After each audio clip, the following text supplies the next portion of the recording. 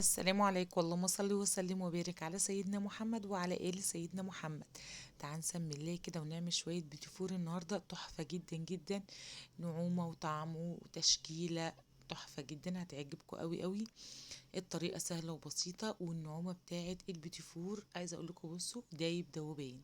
هي تحطيه في البق كده يدوب، وفي نفس الوقت متماسك وجميل جدا. تحطيه كده تقدميه لضيوفك، البوتيفراية متماسكة وجميلة جدا وتطلع معاكي تحفة. هوريك النهاردة الطريقة بالكيس الحلواني، والطريقة بالمكنة، الاتنين تعمليهم. ده خليط وده خليط، بس الاتنين هوريك التكات. تعال نسمو الله ولايك وشير وسبسكرايب للقناة، ونعمل الكمية دي كلها من 2 كيلو من الدقيق. معايا كيلو ونص من الزبدة، تمام، ومعايا 6 بيضات وكوبايتين من السكر، يعني 500 جرام من السكر البودرة، وكيس من الفانيليا، و2 كيلو من الدقيق. دي مكونات ال2 كيلو.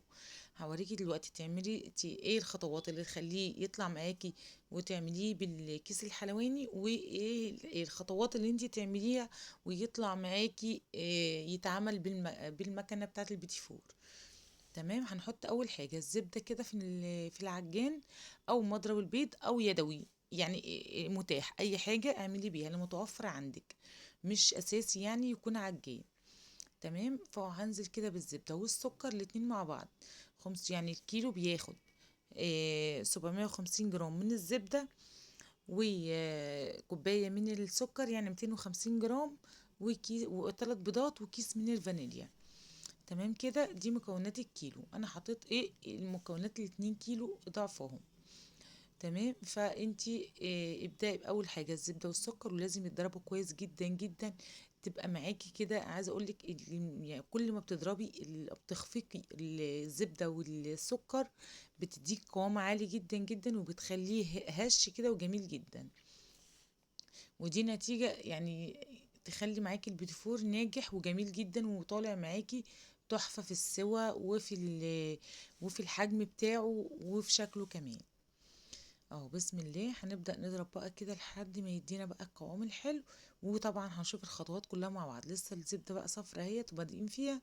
وطبعا بجيب بقى ايه، بتجيبي بقى معلقة، بتجيبي اي حاجة لازم تلمي الحروف بتاعة العجان كده، او البوله اللي انت بتضربي فيها بالمضرب البيض او مضرب يدوي، عشان خاطر كله يبقى شكل بعضه، ما يبقاش فيه حاجه فاتحه وحاجه غامقه.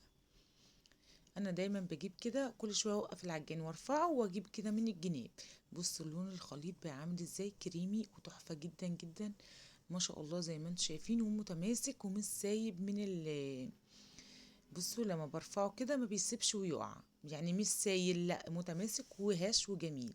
هنبدأ بقى ننزل بالبيض، بيضة بيضة كده ونخفق. ما تحطيش البيض كله بمرة واحدة عشان ما يفصلش منك ال...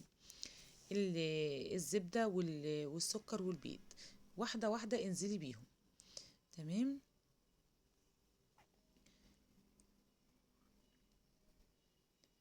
كل ما بحط واحدة كل ما بضرب كده لحد ما تختفي، وانزل بالتانية لحد ما اخلص ال6 بيضات.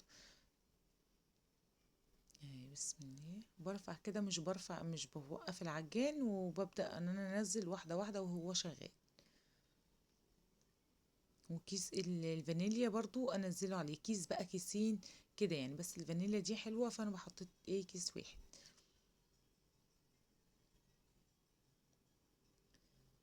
اه، كل مرة كل ما بنزل كده لحد ما اخلص بقى ال6 بيضات. ونشوف مع بعض شكل الخليط بتاعنا بقى عامل ازاي. دي اخر واحدة هحطها وخلاص كده.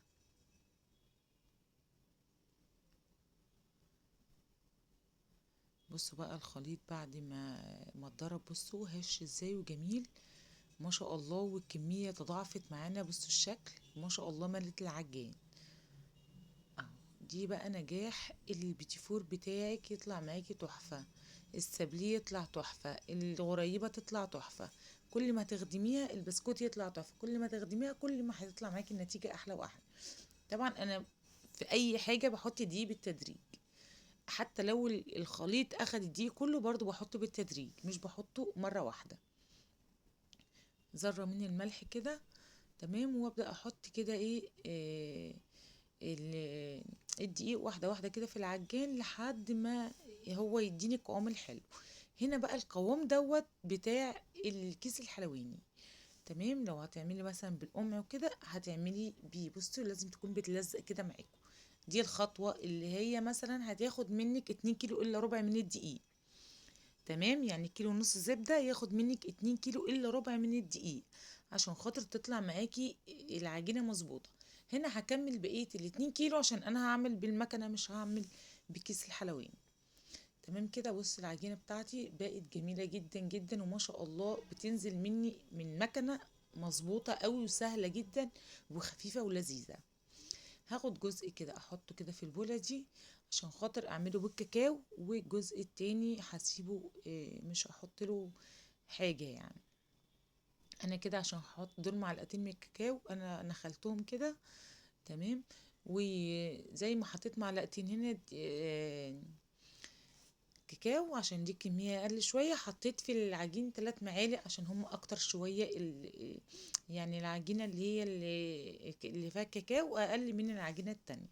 فحطيت لها 3 معالق عشان انا حطيت هنا معلقتين عشان تطلع معايا مظبوطة زي ما انتم شايفين كده، طرية وجميلة جدا ومظبوطة جدا. طالما ما بتلزقش في ايدك خلاص ابدأي اشتغلي في المكنة. هنا بسم الله هبدأ احط بقى اللي هو العجينه بقى البيضه بقى بتاعتنا كده. بصوا جميله جدا نازله من المكنه تحفه. عايزه بقى تكبري البيتفورايه شويه، عايزه تخليها صغيره، دي حاجه ترجع لك. انا بس بوريكم الشكل ده وده، في الكبيره وفي اللي هي ايه اللي الصغننه اللي يعجبكم بقى كده. عملت اهوت صينيه وهعمل صينيه تانية من اللي هو اللي بالكاكاو اهي. بسم الله. تحفه يا بنات ونازله من المكنه بجد تحفه جدا جدا. الناس اللي بتحب تعمل بالمكنه يعني بتحبش تعمل بكيس الحلواني، عايزه تعملي بكيس الحلواني وريتك برضو العجينه اللي ينفع تتعمل بيها. كده كملت الصاج دوت اهوت. بص شكلها نازل مظبوطه ازاي، جميله جدا. وفي السوا كمان كانت تحفه. وبرضو الشكل النجمه دوت نفس النظام. هنكمل كده نسوي دولت ونوريهم لكم، اوريكم النعومه بتاعته. بصوا التسويه لونه من تحت ذهبي وجميل جدا. بصوا زي ما انتم شايفين كده السوا بتاعه تحفه، تحسي من جوه كده ان هو مفرغ، مش اللي بيت فرايه مكتومه ولا حاجه، لا جميله وناعمه نعوميتها جميله جدا. بصوا الجمال، ناعمه وتحطيها في بقك كده تدوب. وبصي اللي بالشوكولاته برضو جميله جدا. تمام. انا طبعا انا قاعده بخبز وبقطع وبعمل كل حاجه مع نفسي. فاللي بيطلع عبال ما يطلع الصاج اللي في الفرن ببدا جبت طبق كده جنبي مربى وبلزق على قد ايه ما اقدر. تمام. الفرن بيبقى هادي خالص من تحت، يعني اللي هو مش متوسط، اقل من متوسط. وتمام ومن فوق شمعة صغننة قوي اللي هي تدي التسوية من فوق بس، لكن ما تديناش اللون يعني. اهو دي تسويته وده شكله، وبعد ما يتشكل معاكي هيبقى شكله تحفة زي بالشكل دوت كده. هنكمل كده طبعا وهوريكم صاجه وهو طالع من الفرن دلوقتي اهوت. بصوا الجمال. وهكمل بقى التسوية بتاعته، ودي تسويته زي ما انتم شايفين كده. وهشكل بقى الباقيين يعني هلزقهم اهمت بالشكل دوت اللي هو بقى الفانيليا دي كده اللي هو الابيض سادة كده جميلة. عملت كده اللي هو العنقود دوت، وعملت الوردة واللي هو الطويلة البسكوتة دي والنجمة والقلب، عملت كذا شكل. تمام. وعملت هنا اللي برضو كذا شكل منها. تمام. هنبدأ بقى ان احنا نشكل. هنا معايا الشوكولاتة جبتها اللي هي الشوكولاتة الخام المكعبات من عند العطار سايبة. جبت البيضة وجبت اللي هي البني، سيحتها في الميكروويف، حطيت هنا وحطيت هنا وحطيتها في الميكروويف، محطلهاش اي حاجة. فارماسيه والمربى وجوز الهند، ونبدأ ان احنا نشكل. مسحراتي معدي، كل سنة وانتم طيبين. بصي ابدأي بقى شكلي، تحطي بقى من الفارماسيه دي كده اهي. اشكالها حلوة قوي وهتعجبكم جدا وسهلة جدا. والشوكولاتة البيضة دي بتدي يعني انا بدي كده زي تعريقة كده مع الشوكولاتة البني، بتدي شكل حلو قوي. هوريها لكم دلوقتي. بصوا يعني انا حطيتها كده وبالشوكة بصوا رايحة جاية كده، حاجة بسيطة ولكن عطتني شكل وجميل جدا. لما بتنشف بقى مع الشوكولاتة البني بتطلع تحفة. تمام. وفي المربى باخد كده وبحط في جوز الهند بالشكل ده اللي هي البني. تمام. وطبعا هكمل كده اللي بحط من البيضة دي كده، وببدأ ان انا اعمل اللي هي الشوكولاتة الفرماسيل البني. وهكمل كده بقية الكمية كلها ونشوف مع بعض. بسم الله ما شاء الله، ال2 كيلو والله طلعوا معايا كمية حلوة جدا جدا، يعني ما شاء الله صينية مليانة. جربوها يطلع معاكم تحفة. كل سنة وانتم طيبين وبألف خير، وتعود عليكم الأيام بخير. استنوني في فيديو جديد. مع السلامة.